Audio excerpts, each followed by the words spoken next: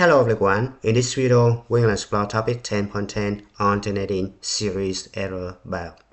Alright, we look at the theorem right here. It's called alternating series remainder. If a convergence alternating series satisfies the condition a sub n plus 1 less than or equal to a sub n, then the absolute value of the remainder r sub n involved in approximating the sum s by s sub n is less than or equal to the first neglected term. That is, error equals absolute value of actual subtract estimate. So the best way for you to memorize the formula is EAE, right? Equals absolute value of the sum of the infinite series subtract the partial sum of the series equals absolute value of the remainder less than or equal to a sub n plus 1 inside the absolute value, right? Where s sub infinitive equals the sum of the series, s sub n is called the partial sum of the series, r sub n is called remainder, also known as error, and a sub n plus 1 called the next term, also known as error bound, right? Now let's take a look at the first example. Approximate an interval of the sum of the alternating series, alright, which means they ask you to find the interval of s, right? Using the alternating series error bound for the first 6 terms correct to the 3 decimal places, alright? So we're going to use the formula right here, right? So you have the formula absolute value of s subtract s sub 5, right? We look at this one, n goes from 0, right? So s sub 5, which means 6 terms, right? Less than or equal to a sub n plus 1, which means absolute value of a sub 6, right? Now we need to calculate s sub 5. So we have s sub 5 equals the sum when n goes from 0 to 5 of negative 1 raised to the n over n factorial equals how much, right? And then we need to calculate a sub 6, right? This guy is the same thing as negative 1 raised to the 6 over 6 factorial, right? So we're going to print up the calculator. Now we're going to press the button right here. Pick the summation notation right here, right? Now n goes from 0 to 5. Now you're going to hit this button right here. Pick the fraction. Negative 1 raised to the n, right? Over n factorial. So we're going to pick n right here, and you're going to hit the button right here and pick the factorial right here, right? And then press Control Enter. It's going to be 0.36667, right? We're going to calculate a sub 6, right? So we have the fraction right here, parenthesis negative 1 altogether raised to the 6 over 6 factorial. And then press Control Enter. It's going to be 0.01389. Alright, so we sub these two values right here into the formula right here. So we have the formula absolute value of s less than or equal to a, and then s less than or equal to a greater than or equal to negative a, right?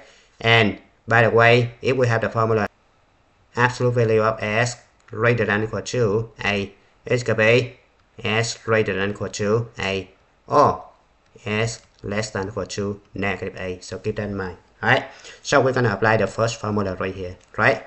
So we have s minus 0.36667 less than or equal to 0.00139 greater than or equal to 0.00139. Don't forget the negative side, right? Now you just add 0.36667 three sides. So you're going to end up with Now question B, similar, right? So I'm going to leave this one for you to practice. The answer is negative 0.680 less than equal to s less than equal to 2.961, right? Now let's move on to example number 2. Show that the series converges. Alright, so this is alternating series, right? So we let this guy right here be b sub n, right? We need to prove that b sub n positive, right? B sub n decreasing, right? And limit of b sub n when n approaches infinity equals 0, right? Three conditions right here must be matched, right? By the alternating series test right here, right? Now, the first one, b sub n equals 3 over 2 to the n times n plus 1. This one always positive for all n greater than or equal to 1, right? Now, the second condition, b sub n equals 3 over 2 to the n times n plus 1. Now, as n increasing, this one decreasing, right? So you just say b sub n is always decreasing when n increasing, right? Now, number 3, limit of b sub n when n approaches infinity equals limit of 3 over 2 to the n times n plus 1 when n approaches infinity, and this guy actually 3 over infinity is going to be 0, right? So the third condition is matched, right? So we can conclude that the series converges by alternating series test, right? Now let's move on to question B.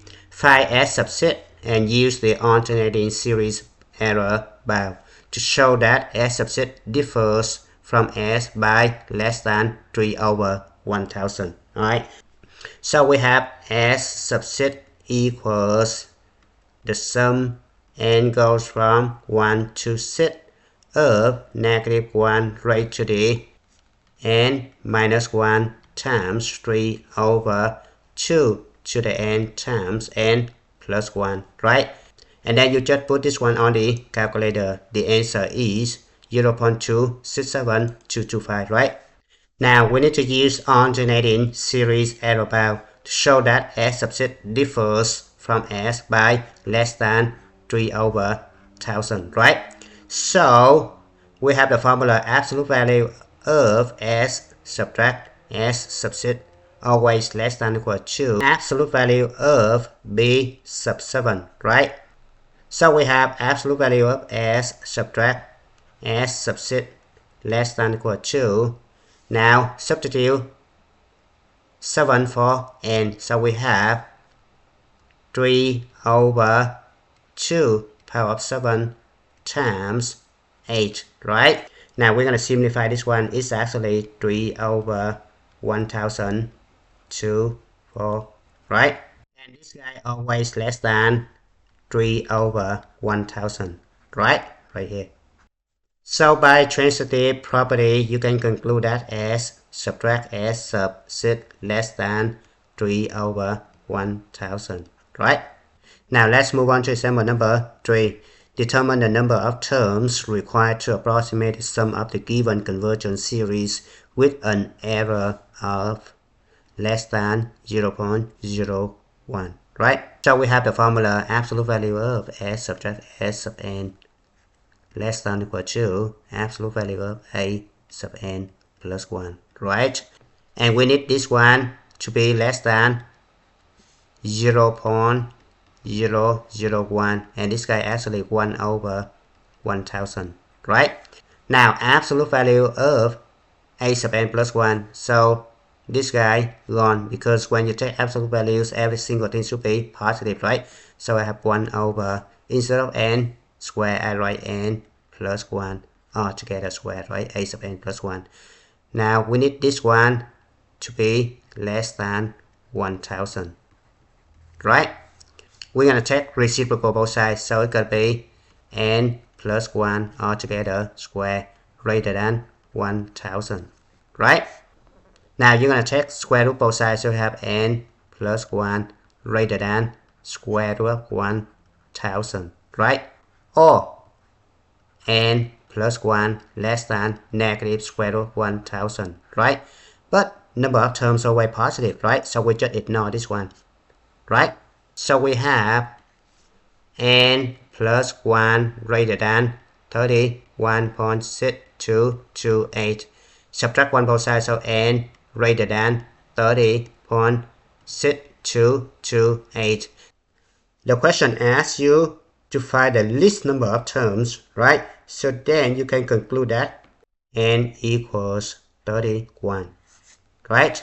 Now question B, we do exactly the same thing, right? So we need to take absolute value of a sub n plus 1, right? It's going to be 1 over 2 to the n plus 1 times n plus 1 factorial, right? We need this one to be less than 1 over 1000, right? Now take reciprocal both sides, so we have 2 to the n plus 1 times n plus 1 factorial greater than 1000, right? Now to solve this one, we just check n equals 3, so it's going to be 2 power 4 times 4 factorial, right? So you're going to bring up the calculator. 2 power 4 is going to be 16, right? Times 4 factorial. Press enter. It's going to be 384. 384 is less than 1000, so it doesn't work, right? Now check the next one, n equals 4, so it could be 2 power of 5 times 5 factorial, right? So it's going to be 32 times 120, right? Press enter, it's going to be 3840. Greater than 1000, so this one works, right? So n equals 4. Determine the least number of terms of the series required to guarantee a partial sum that is within 0.05 of s using the alternating series error bound. Alright, so we have absolute value of a sub n plus 1 less than 0.05, right? So it's going to be 1 over square root of n plus 1 less than 0.05, right? And 0.05 actually 5 over 100, right? And it's going to be 1 over 20, right? Now you just take reciprocal both sides, so it turns out to be square root of n plus 1 greater than 20, right? Square both sides, so it could be n plus 1 greater than 400, right? So n greater than 339, right? The question asks us to find the least number of terms, right? So the least integer that's greater than 399 is 400, right? So the answer must be D. Now let's move on to example number 5. If the infinite series S is approximated by p sub k, what is the least value of k for which alternating series error bound guarantees this? Alright, so this guy actually the same thing as absolute value of a sub k plus 1 less than 7 over 100, right? So we just ignore this one, right? So this one turns out to be 4 over k plus 1 less than 7 over 100, right? So you just take reciprocal both sides, so it can be k plus 1 over 4 greater than 100 divided by 7, right? Multiply both sides by 4, so k plus 1 greater than 400 divided by 7, right? Now 400 divided by 7, it could be 56 something, right? So it's going to be k greater than, subtract 1 both sides, so it could be 400 over 7 subtract 1, right? So it's going to be k greater than 56 point something, right? Now the least integer k such that k greater than 56 is 57, right? Now let's move on to example number 6. Let FOS be this series. Show that 1 minus 1 over 3 factorial approximate f of 1 with an error less than 0.01. Alright, so we have the formula absolute value of s subtract s sub n always less than or equal to absolute value of a sub n plus 1. Right? Now we look at this one.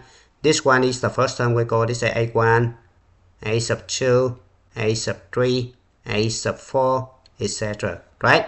Now show that this guy actually a sub 1. This is a sub 2, right? So this guy, the partial sum is 2, right? So we have absolute value of s subtract s sub 2, right? Less than, this guy must be absolute value of a sub 3, right? Because it's a sub n plus 1. So we see that f of 1, we substitute 1 for s over here. So we have this one turn out to be 1 minus 1 over 3 factorial plus 1 over 5 factorial minus 1 over 7 factorial, right? Now a sub 3 is going to be right here, right? So we have absolute value of s minus s sub 2 less than or equal to 1 over 5 factorial is going to be 1 over 120, right? And this number always less than 0.01, right? Which is 1 over 100, right? So this one has been proved, right? Now let's move on to example number 7. The series converges by the alternating series test. If the partial sum is the n partial sum of the series, which of the following statement must be true? Alright, we don't know this guy, right? We don't know this. This guy right here 26, this guy 25, yeah, 1 unit less than this one, so the answer must be D. This is 20, this is 26, so this is wrong, right? Remember, we have the formula absolute value of s subtract s sub n always less than or equal to a sub n plus 1, right? Now let's move on to example number 8. If the series is approximated by the partial sum with 15 terms, what is the alternating series at about, right? So we have the formula absolute value of s subtract s sub n less than or equal to absolute value of a sub n plus 1, right? So we have absolute value of s subtract s sub n less than or equal to a sub n plus 1, which means 1 over 5 times n plus 1, right? Now n equals 15, right? So we have absolute value of s subtract s sub 15 less than or equal to 1 over 5 times 15 plus 1, right? So it's going to be 1 over 15 plus 1, it could be 16 times 5, it could be 81, right? So the answer must be D. Now, example number 9, similar to example number 6, so I'm going to leave this one for you to practice, right? Now, let's move on to example number 10. Let FOS be this series for all s which the series converges. Question A. Use the first 3 terms of the series to approximate f of negative 1/3, right? So you have f of negative 1/3 equals the sum n goes from 1 to 3 of negative 1/3 to the n times n to the n over n factorial, right? So you're gonna print up the calculator. You're gonna press this button right here, and you're gonna pick the summation notation right here, right? N goes from 1 to 3. Now you're gonna put the fraction right here. It's gonna be negative 1/3 to the n times n to the n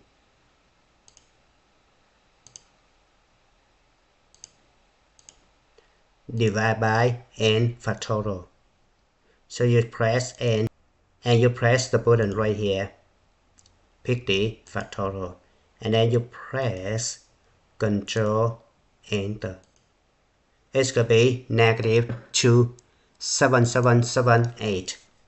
Now question B. How far off is this estimate from the value of f of -1 over 3? Justify the answer. Alright, so actually we need to use the error bar, right? So we have absolute value of s subtract s sub n less than or equal to absolute value of a sub n plus 1, right? So we have three terms, right? So we have absolute value of s subtract s sub 3 less than or equal to absolute value of a sub 4, right? So a sub 4, which means n equals 4, right? So we have absolute value of s equal -1 over 3. So you have -1 over 3 raised to the 4 times 4 raised to the 4 over 4 factorial, right? So you're going to bring up the calculator. It's going to be 0.131687, right? It's good time to stop. Thank you for watching. I hope you enjoyed the video. Remember that if you failing to prepare, you're preparing to fail. We rise like tall buildings as the chemicals they take us higher. The night's young and it's just begun as she puts her hand in mine.